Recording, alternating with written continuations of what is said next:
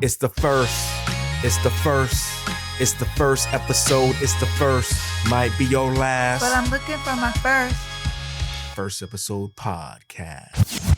Welcome to First Episode Podcast, a cherry popping debrief of your next binge-worthy television series. I'm your host, Motown Maurice. And I'm your co-host, Atara G. And I'm your guest host, Raj Jawa. Today we're cherry popping Gen V. From the world of the boys comes Gen V, which explores the first generation of superheroes to know that their superpowers are from Compound V.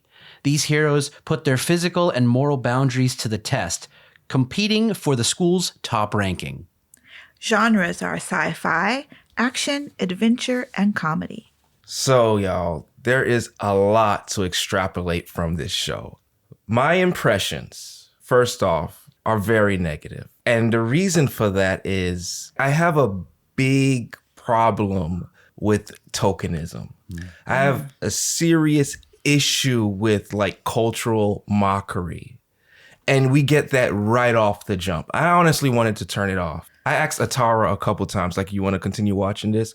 Because the unnecessary black jokes are deplorable. Oh, first black this, and is there such thing as black Amish?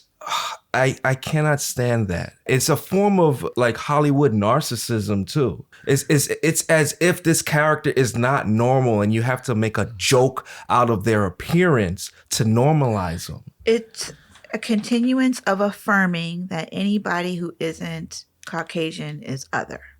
Yeah. Is the other. Hence, African American, Asian American, Japanese American, Indian American. Yeah. They're marginalizing the characters. I have big issues with it. There are a series of programs that I just won't continue watching because of those type of references, which are just unnecessary. For sure. I wasn't surprised to see this in Gen V, considering The Boys, because while we don't see that in The Boys too much. That's The Boys did it very subtly. They did it subtly, but it's still there. And the themes around The Boys are just horrendous. So I wasn't surprised to see a continuance of that kind of behavior in Gen V, but on a more in-your-face It's a fashion. lot lazier, though. With The Boys, it's very crude and brutal in so many ways and disrespectful, but some of it was subtle or somewhat having innuendos about it. But they just lazy first black stupidness jokes in Gen V. I sometimes think that it being subtle is even worse. This might not be a topic of discussion that you, Raj, noticed, but do you see the perspective that I'm coming from? Oh, absolutely. I did not pick up on this, but I do absolutely see your perspective. I think the best case example, and I'm not saying this is what they did, but I think the best case example is would be to show the sort of white person ignorance when the default is this white supremacy attitude where you don't know anything about any other cultures. I think that is an unfortunate situation of Americans, especially. I think there's white Europeans or whites in other countries that are a little more rounded to their cultural, contemporaries, people that lived around them, and surely still racist people. Not saying that there's not. But as I said, that is clearly a best case scenario, and I'm not disagreeing with you. I do think that this most likely comes from just a place of ignorance, of like white supremacy is the default paradigm we live under. So if it's not white, it must be foreign, it must be other. And thus, like I say, I think the best-hearted individuals who would do something like this would be like, oh, I'm just trying to show how ignorant white people are. But I think there probably are, one, better ways to do it, and two, it most likely is just coming from a place of just strict ignorance rather than like, I'm really aware of what I'm doing with this right now. I agree, Raj. In addition to it being hard to watch, in terms of the story, it just affirmed for Marie that she didn't belong in that university. Those kind, having to be faced with those kind of jokes. She already was going in to the university feeling like she didn't belong there. And then to have these things said to her already affirmed that feeling. Absolutely. It's the tokenism syndrome, which is just bad. And you hit it right on the point, Raj, with the level of ignorance. And ignorance is just not funny, especially when it comes to cultures. And I also don't think being ignorant of something can no longer be used as a reason to give someone a pass. And I'm not saying you were giving them a pass, but I'm saying in the past, you know, I mean, I went to El Segundo High School. I could not be any more other in any other place than El Segundo High School. And the jokes I had to listen to, we won't even go down that hole. But you can't, when I would go complain to the principal about something, the excuse was, oh, they don't know better. Oh, it's just a Halloween costume. Oh, it's just, you know, they're just being funny. So using ignorance as a reason to excuse someone from inappropriate behavior. Oh, and I've always taken a strong, I guess a strong humanist stance or a strong anti-racist stance, just in terms of, I mean, I don't know what my thoughts were necessarily before this, but like 2001, the 9/11 attacks, obviously in the face of that, Americans were very confused and racist about who was the enemy. And I don't even mean politically, just like thinking any Indian guy with a turban is a terrorist, any brown person is a terrorist. And that it you know, ties into, you know, similar to me being in school. I think a lot of people either didn't know or didn't care. It didn't matter.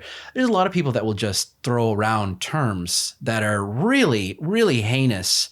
And they don't think about it. And we're kind of seeing that, you know, all the time. You know, Muslims remain a bit of an underclass, not underappreciated is not the word, but under respected class in a way maybe other races, other groups have been in the past. But right now it's really hitting Muslim people in terms of people not seeing them as human beings. And it's pretty dark. So I think it all ties into to kind of what is the default paradigm and how is that affecting the people who fall outside that default? Mm-hmm. Yeah. It's almost it's as if anyone who falls outside of that default, while they're human, but they're not human enough to matter. Absolutely. Yeah. I don't want to stay on this too long. Definitely not. Sure. But Hollywood, the writers, the creators, their mindset is that we're in a post-racial society, so everything under that is a joke, or within that is a joke. And it's just not funny. Yeah, like it's late night television. You can pretty much say anything on late night, but no, some things you can't. Some things are still untouchable. It's disrespectful. It It is. really is. And just do better. Do better, please. Absolutely. Just do better. Aside from that, there are some fantastic themes to address. Are there? Are there? Let's put on our happy voices. Who would like to start out between the two?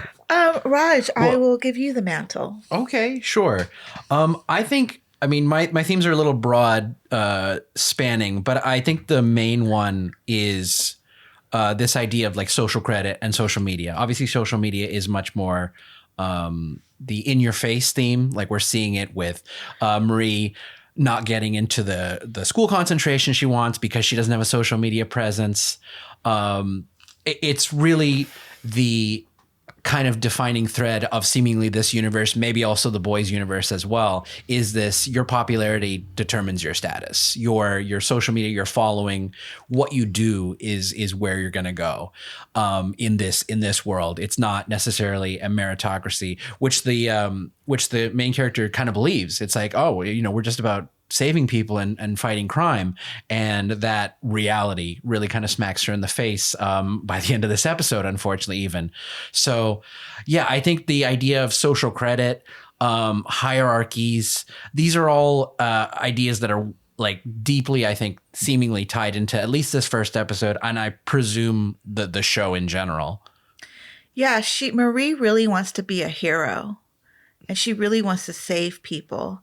I think, you know, we find that she really wants to be a hero and save people just because of what happened to her family. And she wants to save face with her sister. But I think she starts to realize what being a hero really means. Like, being a hero doesn't mean you're always making the greatest decisions all the time.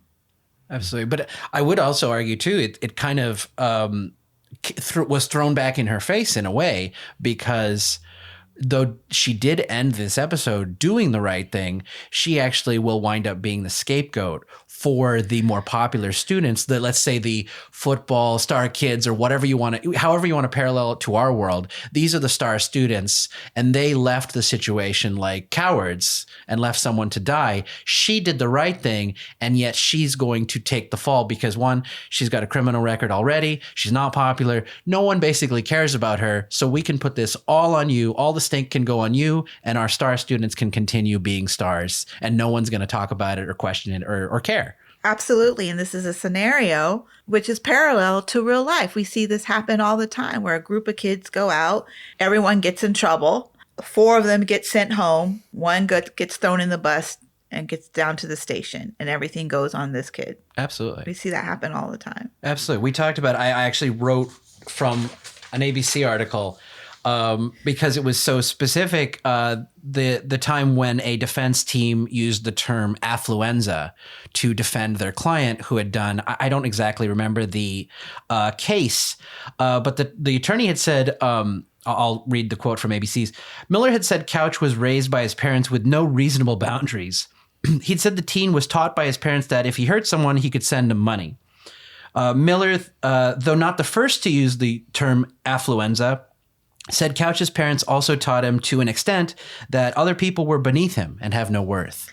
Wow. So affluenza is what, the belief that if you're affluent enough, you can just pay off your problems? Basically, and I think what's going to be the unfortunate thing is we're going to see that play out. I mean, look at Trump and his 34 things that he's been indicted or convicted of. I was trying to set up a Republican joke as you were saying that, because it's funny. For sure. And that's the thing. He's going to, maybe he's going to get charged. I mean, he's going to get charged. He's going to get some kind of penalty, but he's not going to go to jail. He's not going to get any kind of penalty that anyone else in his position would.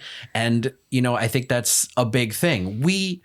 I think what's kind of causing, I won't stay on this too long, but what's kind of causing a collapse in society is that the people that we see illustrating the example, the rich people, are not holding to the same standards they expect us to. Mm-hmm. So we talk about climate change, and it's okay if Bill Gates uses his private jet and does environmental damage because he's going to a climate conference, blah, blah, blah, to do the right thing. But he's actually hurting the environment in a way that many of us can't. And if he just set the example for him and his other rich people that, yes, I'm good enough, or I'm a big enough person or whatever to fly normally with everyone else. Mm-hmm. It all trickles down from there. The fact that the people who we look up to, whether it be Trump or Bill Gates, not people to look up to either way, but I'm just saying, the people we look up to aren't held to the same standard we are. So what do we care about the standards anymore? As people, that starts to erode our own trust in what the system is going to do. Well, a lot of the standards are created to benefit them. Of course. For example, these big corporations, they incorporate fraud into their budgets. They'll do something wrong and they're like, if we get caught, we'll just pay the fine. But if we do something wrong, we can't afford the fine and we end up in jail. Absolutely. But half the time we're not even doing something wrong. We're just using our neighbor's address so that our kid can get into a better school. 100%. And then now you're in jail for 100 years, Yeah. No, ridiculous. It's crazy. It's absolutely crazy. Yeah, there is much more persecution of poor people doing financial crimes of I'm just trying to get my kid into a better school than the persecution of rich people doing financial crimes at all. Yeah, the survival of the masses is being criminalized. How we're trying to survive under capitalism, they're criminalizing those actions. And I think the worst part of it too is it's kind of like the snake eating itself. Is the reason people are trying to get their kids into schools that maybe are not in their neighborhoods is because all that money is being sucked out of those neighborhoods and put into other neighborhoods through privatization, through voucher programs, through all this stuff where we used to kind of treat everything as a society. Every neighborhood should be as good as the next one. Mm-hmm. And we kind of lost that idea. I think maybe with the growth of the suburbs, we kind of lost the idea that we're all interconnected. I mean, I don't like driving. I mean, I've been driving for many years. I don't like driving just because though most people are fine drivers, normal drivers. It's the few assholes that like have to get ahead or have to whatever and creating lanes or whatever. And it's like, they don't understand that they're creating the traffic. They're creating the problem by being poor drivers, by not follow. If we treated driving like driving a train, like we're all in a line, we just I think driving would be a lot better. But instead, we treat it as an individualist. That's kind of our all American thing. Individualism and capitalism has kind of sucked a lot of the life and the neighborhood, the community out of our existences here. You touched on it perfectly. The problem with this society is individualism. We no longer recognize how we're connected to each other and how my own actions, whether I live in the same house with someone or not, impacts the next person. Absolutely. Well said. In regards to your themes, Atara, what are the problems that are the women going through? I immediately noticed the parallels between the superpowers that Emma and Marie have and the issues that young women have to deal with in society, and sometimes the coping mechanisms women use to deal with these issues. But before I get into that, I do want to say that I don't understand why Marie's parents would give her compound V, or why any parent would give their child compound V, knowing that there's so much uncertainty around what superpower they might end up with or how it would impact their child. I agree with you. I also think that's pretty, in some ways, common. It may be a parallel to parents that project or put things on their kids, whether it be ballet or piano or whatever. I think maybe this is a heightened example of like, this is a parent pushing something we think is the best thing for you on you. And yeah, we may not necessarily know the consequences. Yeah, it's the evolution of a soccer mom or something. Sure. Like yeah, that seems like the most plausible example, because I did not think about this until you brought it up. But yeah, it's true. And that's the most logical explanation I can think of, is like it's a parallel to like, you're going to play baseball now. I want a baseball daughter. That's a good perspective. And they definitely paid for there definitely were consequences to their choice. And to the audience, you'll see that in the first opening scene. Basically, Marie, this is the other thing that I noticed right away. Marie has the power to control blood. So if anyone has watched Avatar: The Last Airbender, she's a bloodbender. She's a bloodbender, which like blew my mind. I was like, wow. I want you to touch on the parallels of the character who's suffering from bulimia or anorexia. Those parallels, both of those, you touched on that so well. Emma. So it's not like I don't think this character is suffering from bulimia, but her superpower definitely reflects an aspect of bulimia. If you remember the scene where she is hooking up with that guy who's a fan of her YouTube show. And this character has the ability to change her size. She can shrink.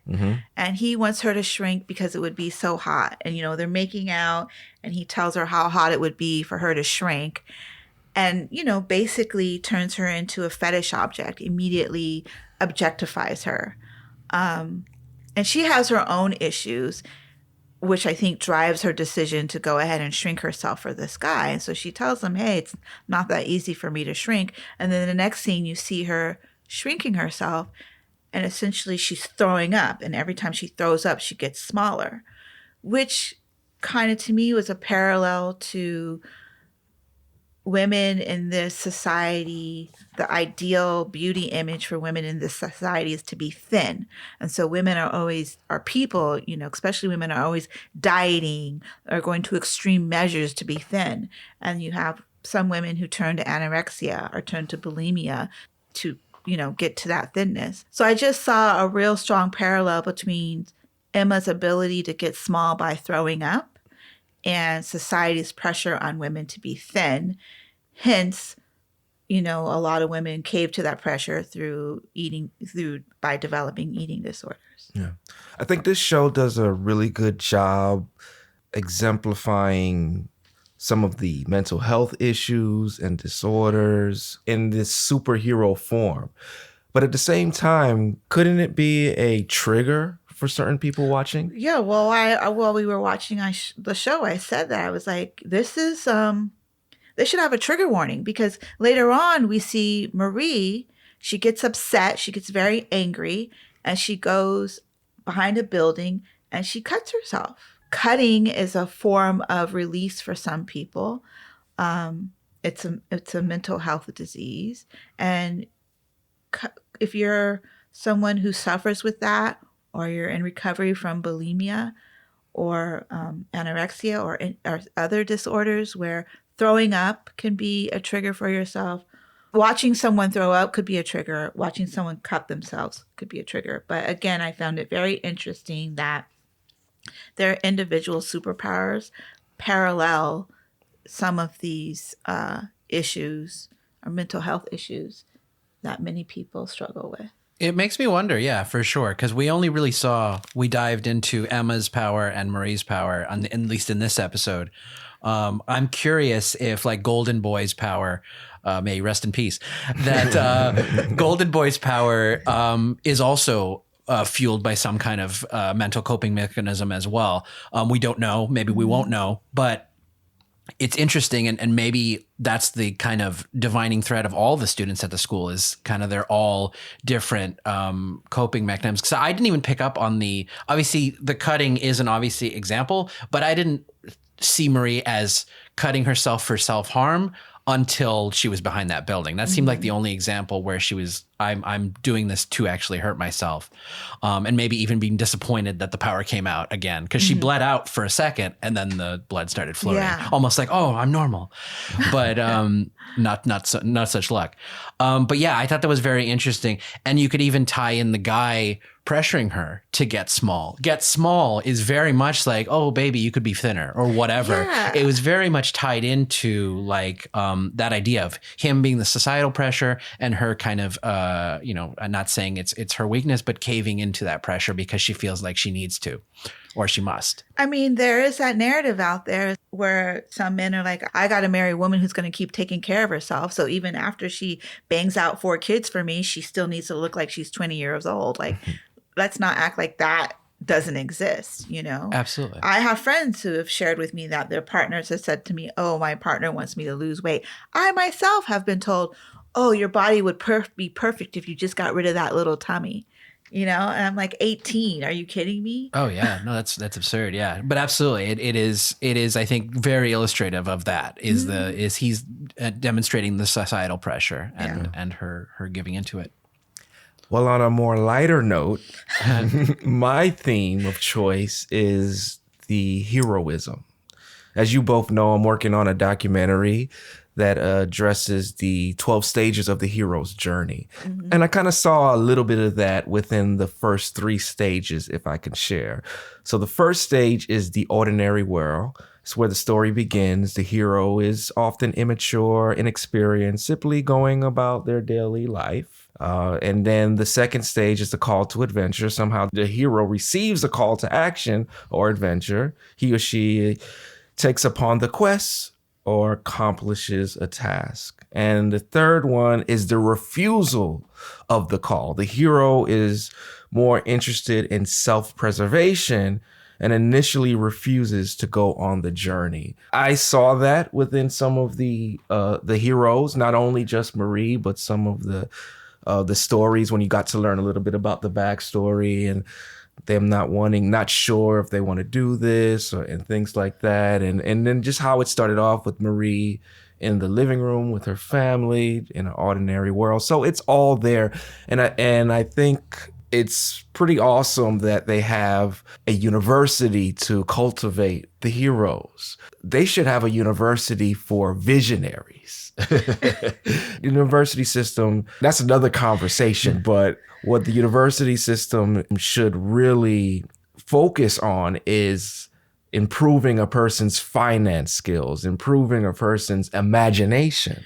things like that. And that's what I think you would get some of that out of God U. I think that's the name of the university. If I'm not no, it is what they I think abbreviated to, but it has like Godkin or something. I don't know exactly, but yes, it is. So it's a Godkin. very focused university, and that's what I like about the show, having that institution to really strengthen and cultivate those heroes. Yes, our education system should be designed that way, but really it's designed to create worker bees. I was just going to say, Yeah, that's the unfortunate system we thing. have now is working exactly as it was designed to churn out worker bees. Yeah. That's why, the really creative, smart kids get put in a classroom for special needs because you're not someone who's going to conform. Yeah.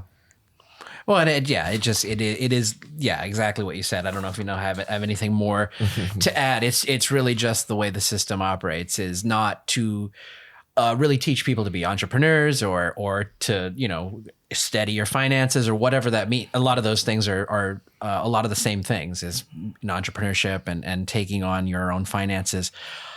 Yeah, it's not what the university is designed to do. It's designed to make people who work for corporations and eventually get laid off as statistics, basically. Yeah.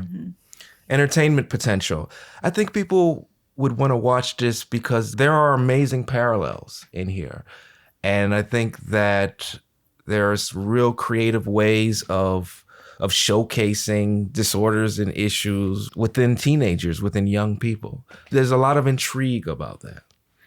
I don't think I'm going to watch this, though, because I don't want to watch Marie. I know what they have in store for Marie, and I'm not interested in watching that. I mentioned why people should watch. I definitely am not interested because I'm turned off on how it began. We are committed to The Boys. We're going to continue watching The Boys, but it just put a bad taste in my mouth. I did not feel good watching this show. Yeah.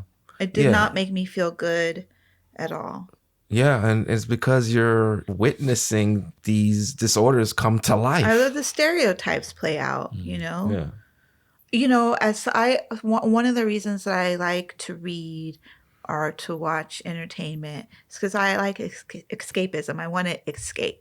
Right, I don't want to go from a world of stereotypes to a made up world of the same stereotypes. I'm not interested in that. Yeah. I didn't enjoy watching Emma be objectified like that. That made me really angry. I didn't enjoy, Marie having to take the fall for all, for the other kids. It doesn't become an escape. It doesn't become an escape. It was all too real. These things happen. People talk about it. Nothing is done about it. Yeah. Yeah, absolutely. No, I mean, my hope, I doubt I'll continue watching it either, but I do hope that some of these themes we picked up on are actually what the show resolves, or what is the point of the show. Because I think that's some of the difficulty of TV versus movies is the themes in movies are generally what are going to be resolved by the end of the movie. We don't 100% know what's going to happen from this show by the end of the season, and then even by the beginning of the next season to the end of that next season.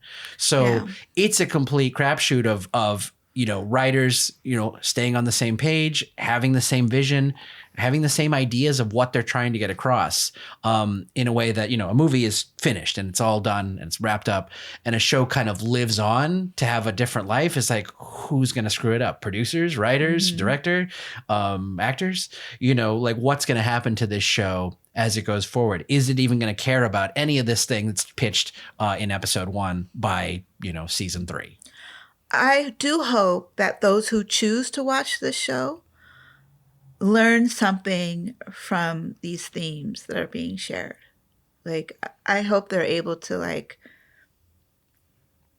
see the parallels between the themes in this show and real life, and it has a positive impact on how they think about the world. I'm giving it a cherry and a half. I do think the parallels are clever. I do think there's some intrigue there, but I'm not going to watch. No. I don't even know what to give it. I guess for me, I would probably give it about a 2. Like I enjoy it. I haven't watched The Boys either. They both feel similar. The only problem I have with both of those shows is their embrace of like extreme violence. Obviously, I think we talked about it off air that it is illustrative of real life in how brutal things are, and I think that's good in the context of the show. I just don't know if I want to keep watching because I watch news stuff that I'm like, I don't need to watch this in entertainment too. I mean, I think it's important to see the world as it really is, and both these shows allow us to see, like, the themes and the parallels allow us to see the world as it really is if people are really interested in seeing it. Yes. But in terms of the cherries, I want to give it a 3 solely based on the special effects because I like special effects. They're done well. Yeah. Yeah. No questions there. Yeah. Special effects. She was sold on the blood bending. Yeah. I'm going to give it a 3 for the blood bending. Knew everything. It came in, yeah. The first episode of Gen V released on Friday, September 29th, 2023. There is 1 season, 8 episodes available. The average episode duration is 50 minutes. You can find this show on Amazon Prime, and the IMDb rating is 7.7. I believe there's another season coming. Don't quote me on that, but I believe there is. Those are our thoughts on Gen V. Thank you for trusting us. We are honored to be your first. For information about this podcast and more, please visit motelmaurice.com.